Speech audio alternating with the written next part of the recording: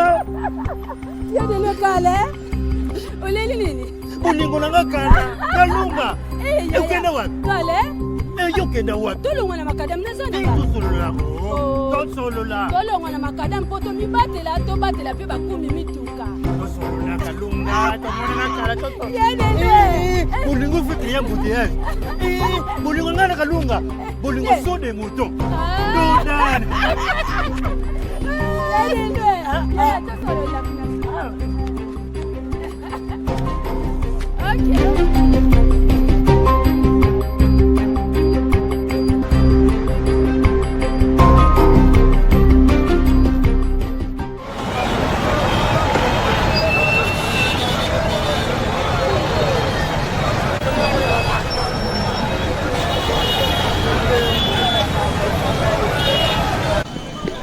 Voilà, nous vous saluons, fidèles téléspectateurs, et surtout les différents internautes qui nous suivent en ce moment.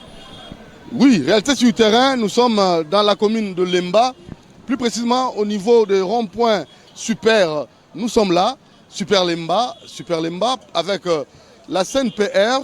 Vous savez, comme on avait l'autre fois déjà commencé avec ces partenariats, et nous allons acheminer avec la CNPR, la Commission nationale de prévention routière, qui a accepté de travailler avec votre mission Réalité sur le terrain et votre chaîne que vous aimez beaucoup. Alors c'est pour cela que nous remercions très sincèrement Monsieur Matalatala, qui est le président de la CNPR, et pourquoi pas aussi le DAF et tout le personnel de la CNPR qui, ensemble avec votre chaîne, essayent de sensibiliser la population, les usagers de la route, et surtout pour éviter comme ça les accidents, les cas de décès, parce que c'est très capital cette prévention. Alors on va aujourd'hui encore vous proposer notre numéro, et surtout revenir d'abord à la journée qui était très capitale, hein, pour essayer comme ça de réfléchir, de penser à tous ceux qui ont connu des cas d'accidents routiers, hein, et les ministres de transport, lui, ensemble avec le président de la CNPR, M. Matalatala, ont essayé comme ça de sensibiliser la population, de conscientiser la population. Et vous allez suivre ça en images. Ça, c'est la première partie, ça, c'est l'actualité. Hein. Et la seconde, on va plus insister sur les comportements des usagers de la route. Ensemble avec nos inspecteurs qui sont là et M. Deo Ilunga. Bonjour, Deo Ilunga. Vous allez très bien? Oui, bonjour, monsieur. Beaucoup de jours d'absence, monsieur Deo Ilunga. Oui, monsieur. On vous a réclamé, monsieur Deo Ilunga. Certainement, oui. Nous étions dans beaucoup d'activités, ce qui a fait que nous n'avons pas pu présenter notre numéro pour l'émission Réalité sur terrain. Voilà, alors, vous êtes passé là, à Tolobalinga, la poto, comme Missamakamango Pena, et Kota Matoya, Moko na Moko, ou Moko Telelo. Lelo, nayepe, natambola pe nga mokote, lelo naza accompagné, naba habituel nangai, ba inspecteur routier, ba chevronné et à communication na CNPR, tozali na inspecteur Roger Mavinga. Inspecteur Roger Mavinga. Bonjour. Bonjour, monsieur. Vous allez bien? Très bien, nous allons bien. Voilà, inspecteur Roger Mavinga, vous allez mon côté. Et vous avez souvenez nani, la monnaie presse Pengue pas à Roloba, à intervenir, c'est très capital. Oui, venez presse Pengue. Profitons de l'occasion, faisant les larrons. Oui. Nous avons Monsieur Ngila Machopa Hermad. Voilà. Oui, je suis formateur. Donc, Mavinga, monsieur Ngila Machopa Hermad. Hermad. Voilà, les deux inspecteurs. Oh, Bazo Salam Moussala Nakati. Il y a Mboka Nabiso, surtout dans CNPR, pour nous Rosunga. Batoba, ça va prendre un accident. Alors, souvenir de la journée mondiale. Hein? Oui, Zalaki, troisième dimanche, il y a mois de novembre. Chaque troisième dimanche à mois de novembre, le monde célèbre la journée mondiale. Il y a souvenir, il y a victime, il y a accident, il y a nzela.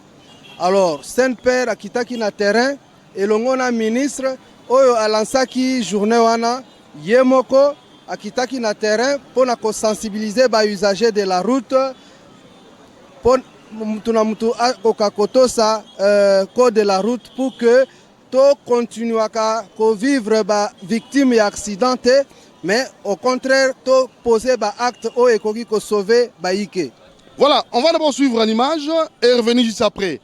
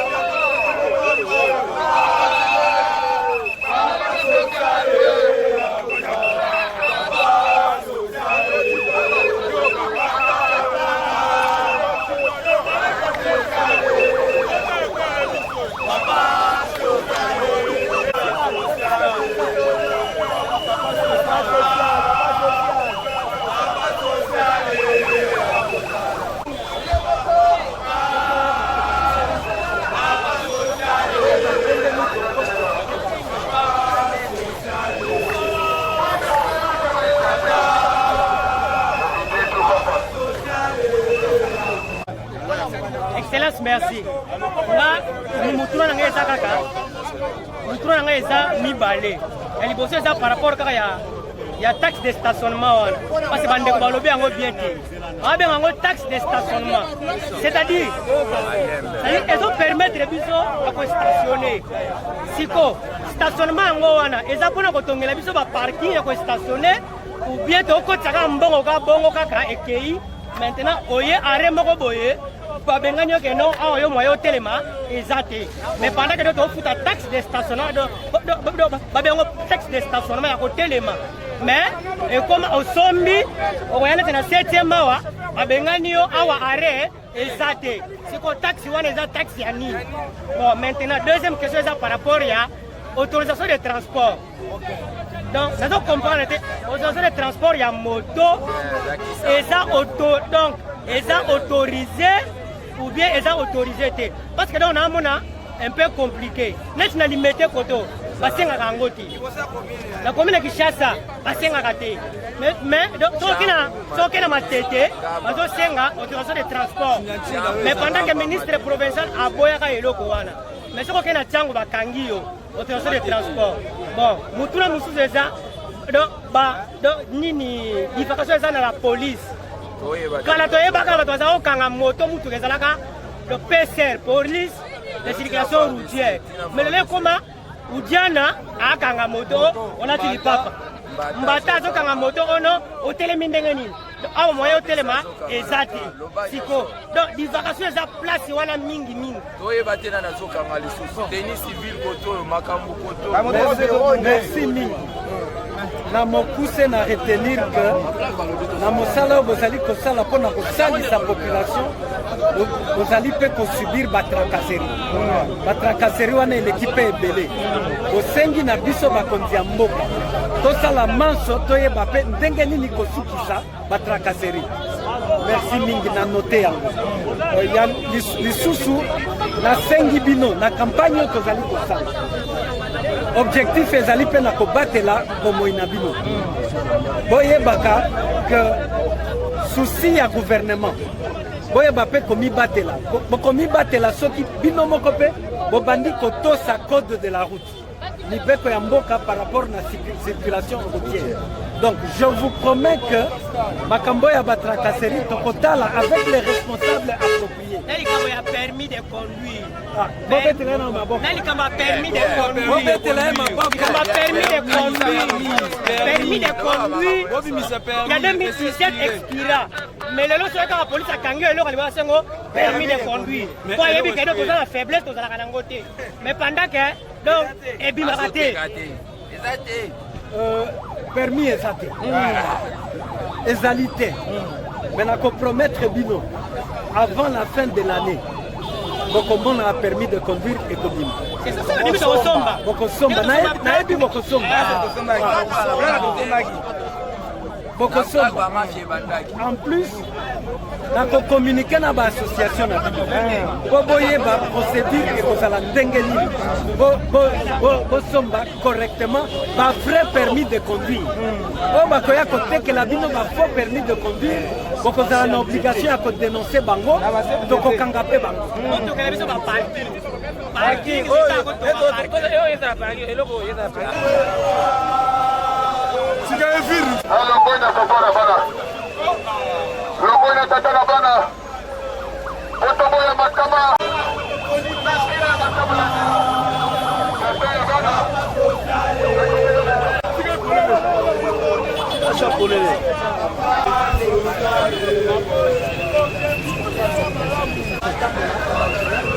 C'est parler.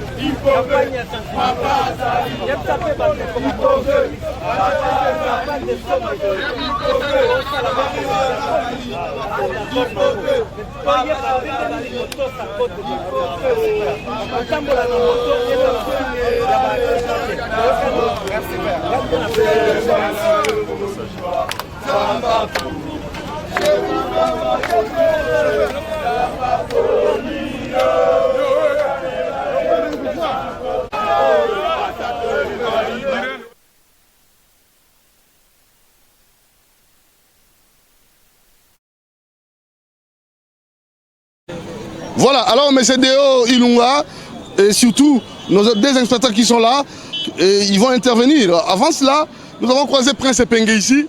Prince Epenge aussi va donner son avis sur la prévention routière et surtout le souvenir des personnes victimes des accidents. Comment est-ce qu'on peut éviter ça? Comment est-ce qu'on peut prévenir? Et ça, c'est très capital pour l'ensemble de la population congolaise. Alors, on va faire comment, M. Deo? Ça, c'est très bien. Voilà. Monsieur Epenge, M. Deo, vous êtes là. Alors, Epenge, boni. Bien, bien. Merci, merci en tout cas. Bozinga Pierre Venga na Wutina. C'est une mission réalité sur le terrain.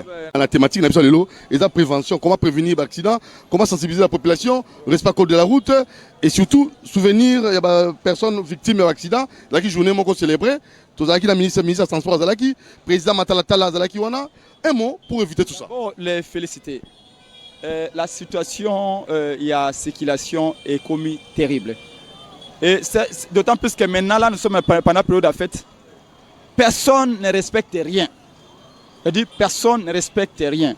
Je tiens à louer la Commission nationale de prévention routière qui sont là. Peut-être que dans la démarche Nabango, on peut résoudre à la fois question d'embouteillage, question d'accident et les codes de lui-même parce que comme ils me l'ont dit ici, tu sais, chaque génération baya kanaba comportement na bango baya kanaba biti na bango on peut voir code eux za dater les 30 20 à 40 ans sans qu'on adapter yango na ba dimension ebele lelo soki ba kangi moto pour te agari mutu kane mabe. Comment ça se passe? L'argent que les policiers perçoivent et qui ndaka wapi? Est-ce que les policiers ont eux-mêmes compétence et à percevoir un bon guana. Il faut contravention et puis bah, que nous foutons. Tout ça, je suis d'accord. En tout cas, je les appuie dans cette démarche-là républicaine. Il y a ko linga ko revoir mobeko wana. Lolenge nini ya kumba mutuka. Lolenge nini batamituka sege batamba lolenge nini ya mutonyo to bimangane lokone na nzela. Lelo likambo ya bawewa. Rien que likambo ya bawewa demande exige à ce que ba revisiter code ya route. C'est que bawewa wakanza ke moto ezali mutuka te moto okobi manango. Moi je connais un petit qui école moto le même jour, à même client le même jour, par contre na balabala le même jour. Et vous vous rendez compte à cause de poids lourd s'il vous plaît. Donc je crois que démarche Nabango, les démarches à appuyer, mais la question... Mais il faut avoir des moyens. Vous voyez, là je les vois dans Nzela, mais dans le mégaphone, enfin, peut-être qu'ils ont des méthodes pour nous vulgariser. Ils doivent avoir des moyens. Il faut mettre des moyens conséquents. Parce que quand atteindre, nous sommes une ville de... nous sommes estimés à 16 millions d'habitants. Kinshasa est une ville de 9 000 km². Ils doivent avoir des véhicules, je dis bien des véhicules adaptés. Et ils doivent avoir des... En fait, il faut que tu aies la commission nationale aux conditions essentielles. Et il y a une urgence. Ce n'est pas... Là, je vais voir à cause de la route, qu'on vulgarise à cause de la route, qu'on voit même qu'on recycle même les chauffeurs. Il y a un certain moment où Tozaki Namboko Boya, jusqu'au jour d'aujourd'hui, permis de conduire, on nous dit qu'il n'y en a pas. Tout ça, pour moi, c'est une urgence. C'est parce que nous sommes dans un pays où les statistiques sont difficiles. Est-ce qu'on peut vous dire combien de morts tu regardes chaque jour, c'est ça, le couleur à non-respect à cause de la route? Oui. Vous savez combien de morts nous arrivons par jour à cause du non-respect du code de la route? On parle de non-respect du code de la route, mais il y a aussi l'ignorance du code de la route. Il y en a qui ignorent tout simplement que le code de la route existe. Et avec les montards, vous savez combien d'accidents, combien d'handicapés arrivons-nous dans les hôpitaux? Donc je crois que ce n'est pas une question politique, c'est une question, je dirais, citoyenne et transversale. Toute la société est concernée. Moi, à mon niveau, comme citoyen congolais, je ne peux que les encourager. Et rien que moi, là, je viens d'Engaba. Nous avons inventé notre propre code. Alors, il faut, quand on est en société, il faut que les normes doivent être impersonnelles et générales. Que vous soyez président, que vous soyez ministre, que vous soyez chauffeur de taxi, cambiste, journaliste, nous devons tous respecter, suivre les mêmes codes. Et donc, je loue le travail qu'ils font, mais comme je présume toujours, j'essaie, vous n'allez pas me le dire ici, mais les moyens ne sont toujours pas conséquents. J'aurais souhaité que cette campagne-là, on puisse la rencontrer partout. Et pour la rencontrer partout, il faut que les moyens soient être mis. Il faut que les agents qui viennent faire la vulgarisation soient bien payés, soient bien motivés. C'est un travail énorme. Je vous dis, les jours où il y aura des statistiques sur le nombre de morts à cause des non-respect des codes de la route, à cause de l'ignorance même des codes de la route, les gens ici, les agents qui vulgarisent ces codes ici, seront parmi les priorités. Malheureusement, ils ne sont pas suffisamment aidés. Vous êtes leader d'opinion. Nous voudrons que vous puissiez aussi inviter les différents conducteurs. Parce que d'ici là, le ministre va lancer l'opération Nouveau permis de conduire. Alors, il y a une condition. Donc, tout demandeur du permis de conduire doit être recyclé. Après avoir été à l'auto-école formé, mais vous devez être recyclé par la Commission nationale de prévention routière. Ça, c'est l'une des conditions sine qua non pour solliciter le nouveau permis de conduire. Voudriez-vous inviter les conducteurs auto, moto à venir se faire recycler à la Commission nationale de prévention routière? Volontiers, volontiers. En tout cas, comme je l'ai dit, cette question-là concerne tout le monde. Et Congolais comme étrangers. Tous ceux qui touchent les volants, tous ceux qui sortent et qui prennent le véhicule et sortent sur la route. Bien sûr, j'invite tout le monde, y compris moi-même qui est chauffeur, d'aller, parce que le nouveau code de la route va être octroyé. Je ne sais pas trop quelle sera la procédure, parce que pour ceux-là qui avaient des permis, quand nous allons, les permis qui sont tombés caduques, quand nous amènerons, ils vont donner automatiquement des nouveaux permis tout en nous faisant passer un certain nombre d'examens. Je crois que vous êtes des experts, vous êtes les mieux placés pour savoir quelle voie suivre. Nous, on est là pour suivre la voie que vous allez dicter. Mais néanmoins, j'appelle la population, les conducteurs, que vous soyez montard, chauffeur de poids lourds, chauffeur de voitures ordinaires que nous conduisons, il est important pour épargner nos vies. Parce que, attention, quand on conduit, on n'est même pas que sa vie en danger. On met aussi la vie de l'autre en danger. Et donc, il est important, il nous est bénéfique que tout le monde puisse suivre les nouveaux règlements qui seront édictés et surtout que les endroits qui nous seront indiqués. Et nous voulons collaborer avec vous. Nous sommes des leaders d'opinion, vous l'avez dit. Nous sommes des citoyens congolais. Mais nous, on a l'avantage d'être suivis par des millions de gens. Dites-nous aussi quand est-ce que ça va commencer, où ce sera. C'est comme ça qu'on dit que nous voulons une démocratie participative. Dans ce type d'initiative-là, on ne regarde pas les tendances politiques, on ne dit pas tout ça. On dit la population qui peut relayer les messages là les plus vite. Maintenant, vous allez nous dire où, ça se fera où. Et là, nous allons dire aussi à la population que voilà, c'est à tel endroit que vous devez aller. De la même manière que moi, je l'ai fait pour les contrôles techniques. Dis aux gens que allez expertiser vos véhicules, allez voir l'état de vos véhicules, c'est important. De la même manière pour les permis de conduire, j'encourage tout celui qui me suit. Papa, je suis Prince Epenge, mais parce qu'il y a un danger. Quand on ne respecte pas le code de la route, quand on n'a pas un permis, on ne devait pas avoir touché un volant. Quand on ne connaît pas comment on conduit, on ne devait pas parce qu'on cause beaucoup d'accidents. Quand vous cognez quelqu'un, vous tamponnez quelqu'un, cette personne-là que vous tuez, c'est père de famille, c'est une mère qui a des enfants. Cet enfant-là que vous rasez un moyen, quand on n'a pas les moyens de sa politique, on est contre la politique de moyens et c'est compliqué. Merci, Prince Epenge. Il faut préciser que par rapport au recyclage, dans notre pays, le recyclage a un caractère obligatoire. C'est-à-dire que tous les conducteurs automobiles sont tenus à se faire recycler tous les 3 ans. Tous les 3 ans, chaque conducteur doit se faire recycler. Parce que la technologie évolue, la réglementation aussi évolue. Chaque conducteur doit adapter sa conduite par rapport à l'évolution de la technologie, à l'évolution de la réglementation. C'est pourquoi dans notre pays, la Commission nationale de prévention routière est ouverte. C'est-à-dire qu'elle reçoit tous ceux qui viennent vers elle pour se faire recycler. C'est par rapport au caractère obligatoire que la CNPR est en train d'accomplir cette tâche. Merci. Voilà, merci Prince Epenge pour la sensibilisation. Je lui demande, comme un citoyen congolais, qui nous amène, qu'on nous donne tous les éléments. Nous nous donnerons volontiers dans nos émissions, parce qu'il s'agit de la vie. Nous qui voulons conquérir le pouvoir, c'est pour protéger le peuple. Mais si le peuple meurt par des accidents, on va diriger qui? Dès aujourd'hui, nous voulons qu'on donne les éléments, nous allons les vulgariser. Dans nos émissions, on va en faire une priorité. Parce que la question du code de la route, du non-respect du code de la route, est devenue presque une épidémie. Et il faut que cela puisse être réglé. Et la commission routière, et les agents de la commission peuvent nous aider à... moi-même, je dois vous avouer qu'il y a certains éléments que j'ignore et que s'ils les mettent à notre possession, nous allons les aider volontiers comme citoyens congolais à vulgariser parce qu'il y a trop d'accidents, il y a trop de dérapages. Et les gens, on a vu quelqu'un avec sa bouteille d'Aguene qui conduit, qui boit.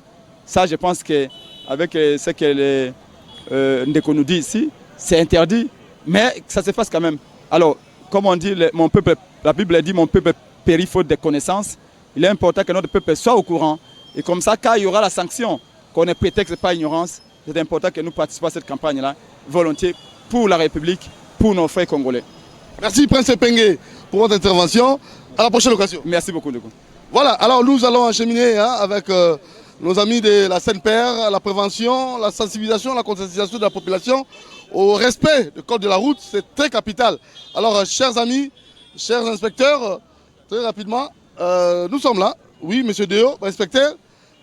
Monsieur Malobat, inspecteur. Ouais, inspecteur, boni. Bien. Oui, qui Prince Epenge, n'habitez yo Baksanini, pour la rota la même avant que Prince Epenge n'arrive, il y avait des gens ici, roulage, Et pas moi la moto, la moto pour respecter le code de la route, mais c'est tout un problème. Vous, en tant qu'expert. Bon, en tant qu'expert, Prince Pengi a lobby pendant malubamoko à Kitoko et qu'on sait la conscience il y a population aya ceux qui caméramen amekana ko balader nan Carrefour ndenge ezali comme on a quel comportement vraiment bizarre parce que Carrefour et ligne à Carrefour et bon à faut ezala donc dégagé Carrefour ezala vide. Mais voyez un peu, tala ndenge ba telemi mutu na mutu ndenge na ye. Aso mona ndenge ba telemi. Ya koto. Ndenge ba telemi liwana eza yango te. Soki mutu na super lemba ona. To ça na sima kuna. Par exemple, alinga kota na station essence. Et si kan ndenge wana kote le mate, bi sika nyuso wana ba telemi wana. Na code la. Normalement sami. Et peki sami ndenge ba telemi wana. Ba telemi nene. O kota siko na kata station. Ba telemi pour kasi. L'ignorance n'est pas c'est ma vie, maman solo. Exactement solo. N'est pas lobby prince que l'ignorance. Donc code de la route est pekisi yango. Donc l'entrée carrossable. N'est zawana. Osana posa ya kozwa carburant na yo. Mais moi yo côté zate même de l'autre côté regarde. Les cigagnos se va telemi wana ba côté. C'est infractionnel. Donc ça ba infraction moko donc consommer. Mais tous les gens qui sont qualifiés na biso tozo yebate kako comprendre kaka ko kanga mais pour na ko réguler circulation bazo sala mpenza te tozo yebate pourquoi est-ce que la population doit sensibiliser est-ce que ba exagérer na ba yebi c'est ça ba yebi te so directeur à lobby il baya kozwa recyclage bazala recycler ba yeba code de route parce que bazo telemaka bi telemaka ndenge zawana. Même donc partout, encombrement à Carrefour. Ça devait être en même côté pays Jouaka.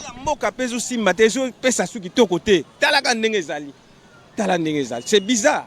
Donc, ma côté les mandinguanati. Tout ça quand même civilisé. Tout là, ça met moi exemple que bateau yo, ba yebiko de la route. Même ba kena ba mboka ba paya. Mondelo. Et aussi matin, même dans la province na biso tout le monde même dans la Katanga. Façon bazo tamoula ba ndeko na biso wa eza différent par rapport à awana Kinshasa. Donc awa eza libertinage ba ko sala ndenge bango ba lingi donc code de la route kutu bango elobelaka bango kutu. Tout na bango tout na bango ensemble. En tout cas eza pasi ndenge ndeko auti koloba même pour na beauté à Carrefour tala ndeko Mavinga. Inspecteur Mavinga ndenga lobby pour la beauté à Carrefour eloko moko ya malonga ezate tala yo moko ndenge bato oyo batelemi oyo ezali station ya essence tala sikoyo na se ya station à 2 mètres ya pompe ya station eza na bawewa batelemi bavandi na bango oyo atali boye oyo apesi mukongo boye donc changa totuna bango nana otuna bango yebisa bango otuna bango yeba pourquoi est-ce que bayebi te mais souci na biso ezali ya que batu oyo il faut baya vers la Saint-Père bazwa recyclage tokene totuna bango même ba chauffeur tokenaka même ba chauffeur même ba motard normalement basengela iko zala recycler wana te normalement en principe balingaki bazala place wana awa ezali en plein Carrefour talaka makambo ezosama na Carrefour donc Carrefour il faut la dégager neti place ya boye bato bakoko telema te oyo eza station bango siko tala batelemi boye normalement basengeli kotelema te en tout cas basengeli kotelema place oyo te ndeko okibana te bakanga te tozosala émission tozalinga boyeba eloko bosengeli kosala siko bosasonaka bapona nini biso osasonaka awa mpona parking eza te yango na tositationaka awa parking eza te tofuta bambongo na biso chaque jour mais tona baparking te tracasserie mpe na mboka eleki yango na tokoma otelema boza otelema awa mpo boza na parking te parking eza te yango na totelema awa okozwa information epai ya papa deo ayebisa ndenge bosengeli kosala oyekola moto nde nini ngai nayekola moto atanga classe asisi na ngai nafanda poso eza lisu te tofanda ebele tosisa da 3 na ndako na biso isale eza te yango na moni eloko osala eza te tofandaka na ndako papa balesa biso na moni ça ne va pas yango na yekola moto na komo kumanga moto pe komo sunga biso mke me bato ba déclarer moto na auto école te na auto école te mandako na code de la route oyebi makambo ya code de la route nayebi alakisa yo eloko moko oyebisanga signification nango pesanga code nalakisa yo eloko moko oyebisanga signification nango mekana soki nayebi nako répondre yo nako répondre soki nayebi te wana est-ce que vous respectez la signalisation pardon vous respectez pardon respectez la panneau la signalisation oui wana to respecte yango et surtout na nzela tiango soki iso oyebi makambo wana te babanokanga yo kaka chaque fois oyebi bayekolaka yango na auto école alors soki oleki na auto école biso toza wana mpona ko soki oleka te oye epa na biso topesi yo mwa formation oyo ekoki kosunga yo otambola l'aise na nzela bien gratuit tosala bacampagne ya formation publique ya ofele tolobi mbo bamotocycliste ya lemba boya toforme bino toforme bamosusu baya te bamosusu balobi oyo toza na temps te yaka na Saint Père bapesa yo formation esunga yo mpo makambo ezochange tuna na eloko wana moko njamezo eloko bon oyo moyen eza en noir et blanc soki totuni ye ta mosusu ako kobunga ifale ezala en couleur oyo toza nango eza en noir blanc fale ezala bon nayebi te signal oyo ezala kaka ya triangle bon elakisa la plupart namona yango so mutuka ekufi atelemisi yango quelque part wana moto ayebi code de la route te akotana balabala ndenge nini akotambola ndenge nini moto ayebi bapano te ayebi pano signalisation te akosala nini mpenza eza neti ozotambola na nzela or nzela elobaka oyebi ke nzela elobaka nzela elobaka yo moto ozotambola na nzela ozoloba na nzela bozosolola elakisi nini elakisi ke place okuti pano otali eloko bakomi na pano wana otosi yango oke liboso balakisi yo ke no direction ya ngaba eza na boy bozosolola na nzela oke quelque part okuti minda feu rouge bayebisi yo otelema bozosolola na nzela mais soki oleki na recyclage te okoyeba makambo oyo te occasion nde yango oyo boleka barecycle bino mpo meme ntango makambo ya permis ya sika ekobanda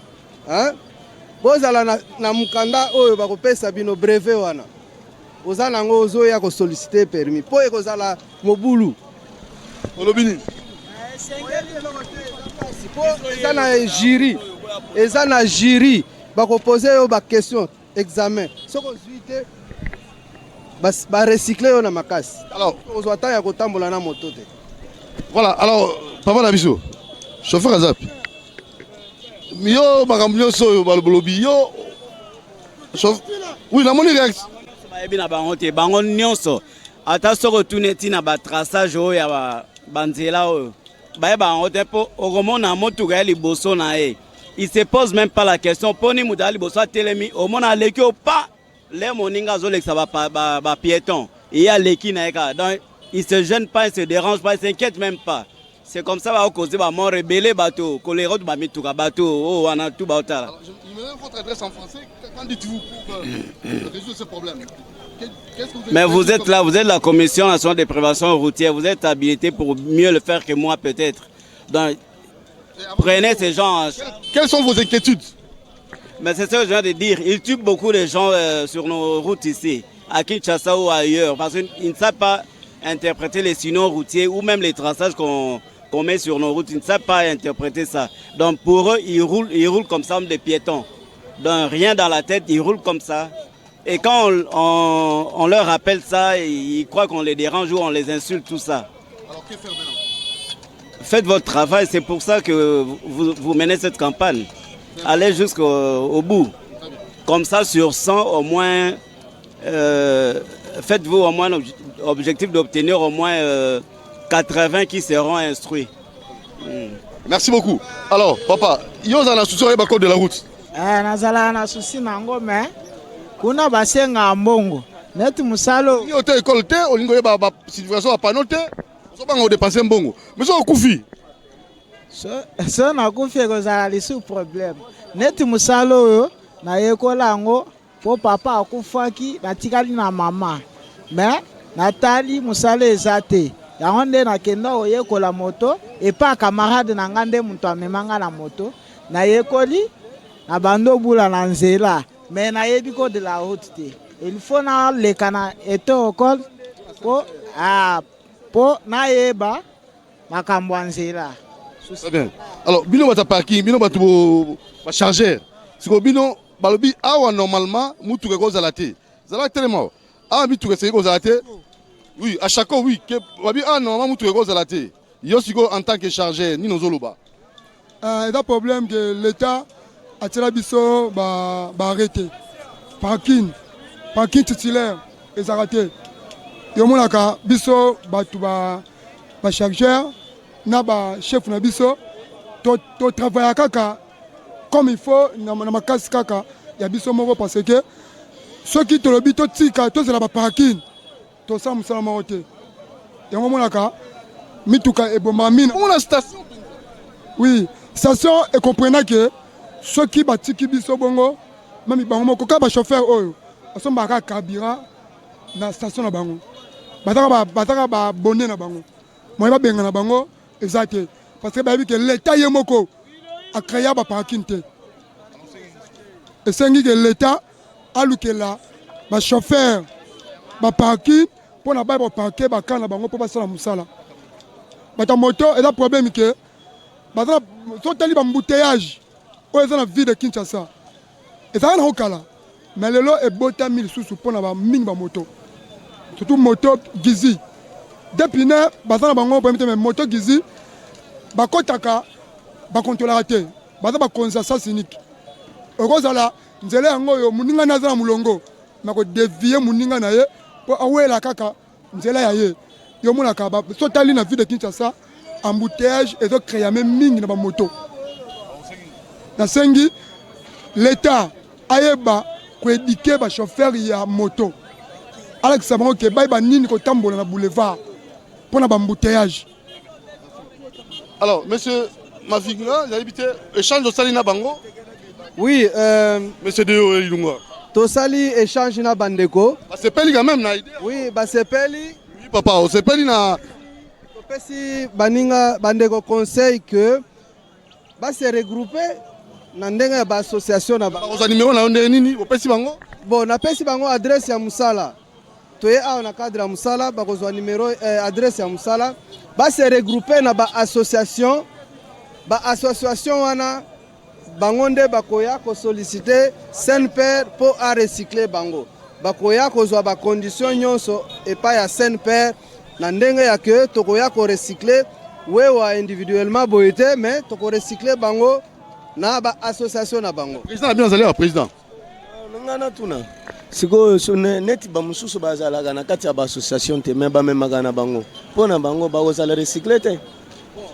Ko solliciter okoko yape na ndenge na yo moko bakopesa condition o remplir condition wana ba recycler il n'y a pas de problème mais to faciliter nos tâches pour que recyclage wana et atteindre bato belé hein pour atteindre bato belé tellement que boza e belé to lingaki que recyclage ezala public hein ezala public eza malam donc ceux qui boye et belé au même moment et kozala malam vraiment malam penza.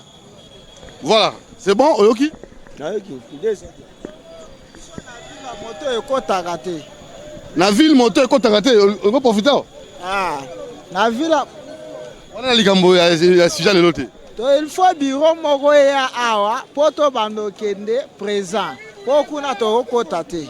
Voilà sujet mususu. Na bité. Les journalistes nangana bakisa mwa liloba moko likanisi directeur à l'obipo bandeko na biso ba wewa bazala un peu recycler un peu te bazala recycler mais il faut qu'on bakisa lisusu ba chargeur ba yé ba notion élémentaire ya code de la route parce que bango baza pena hauteur ya bambouteillage ezosalema batosaka bango koleka kuta bagent qualifié bachargeur ozomona nyonso wana parce que so bayebi code de la route bakoyeba kooriente baconducteur na bango mais comme bayebi na bango te akoyebisaka telema akotosa donc mpo na nga bango mpe mpo bazala recycler bayeba code de la route ya mibale nazoloba lisusu eza na sujet nango te mais commission nationale de prévention routière azokolela mingi na ndenge ke baconducteur ya moto ya ville ya Kinshasa bazotosa te mpo na likambo ya casque bacasque bazolata oyo ya bacontremaître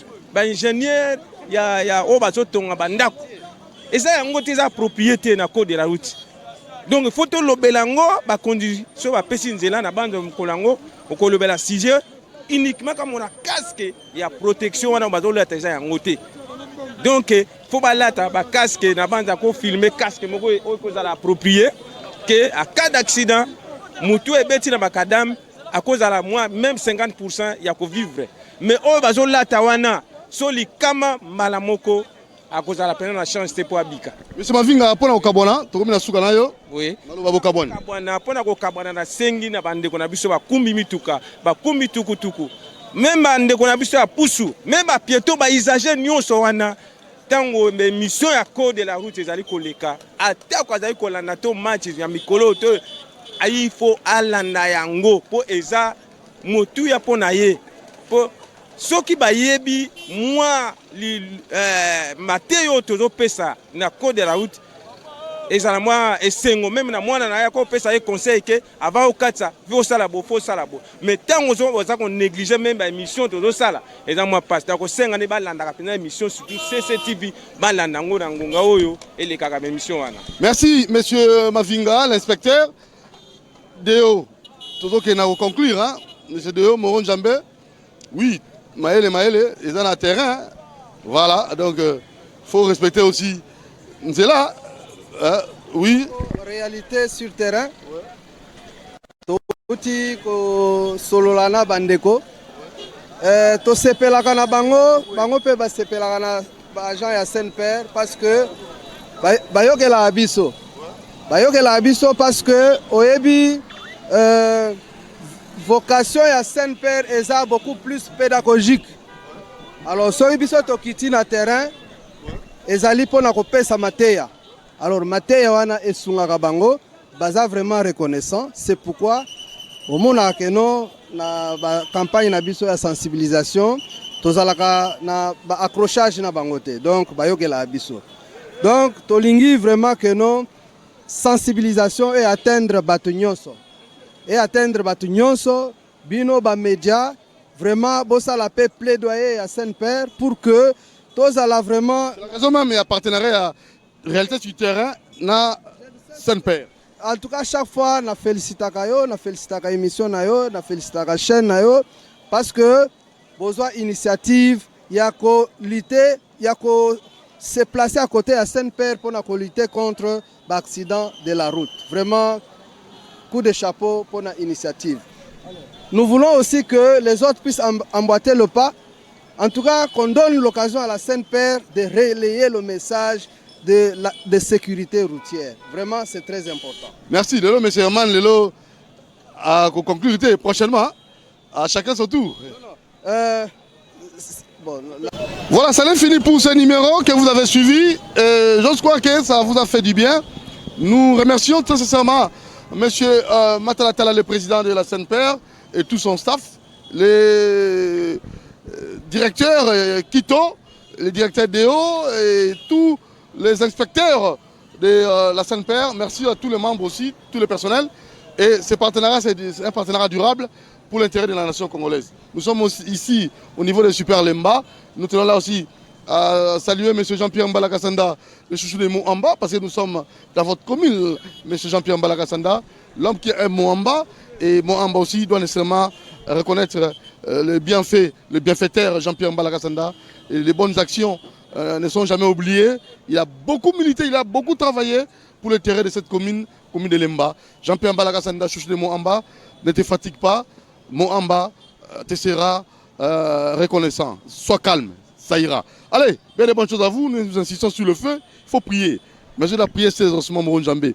Allez-y, sur l'avenue Sud 42 bis à Lipen, monsieur bienvenu en Simbana Nantel, qui a réservé un espace pour permettre à tous les enfants de Dieu de pouvoir prier. C'est sur l'avenue Sud 42 bis à Lipen, et vous allez faire vos réservations. Il y a des chambres, il y a la restauration, tout y est pour une prière vraiment intense et concentrée dans un environnement décent. Merci à Maman Charlotte qui attend impatiemment vos appels pour vos réservations. Merci à Maman Annie Ekembe et pourquoi pas aux enfants Naomi et Keren en Simbana. Alors allez-y nombreux pour vous faire et surtout pour comme ça bénéficier de cet espace vraiment très classe. Allez, ça n'est fini pour ce numéro. Merci à vous. Soyons prudents, respectons le code de la route parce que c'est très capital. Les accidents tuent, hein, plus que même sida. Hein. Quelqu'un m'avait dit ça. Sida. On n'a pas d'accident. Soyons vigilants, soyons attentifs, acceptons de suivre cette émission et surtout la sensibilisation et surtout on doit aussi vous recycler sur Yébité, recycler. Ciao, Doudou Monti vous aime. Merci à Moron Jambé. Ciao. Endeko, yo okimaka mbula, mais yeba ke mbule bomaka te. Mbule za maseti te. Mais mutuka oh yo zo sala lolendo ekoboma yo. Kala nde bakosaki bino eloko ebomaka balongola. Mais ti lelo soko tamboli malamu te na katikati ya makadamu ekoboma yo.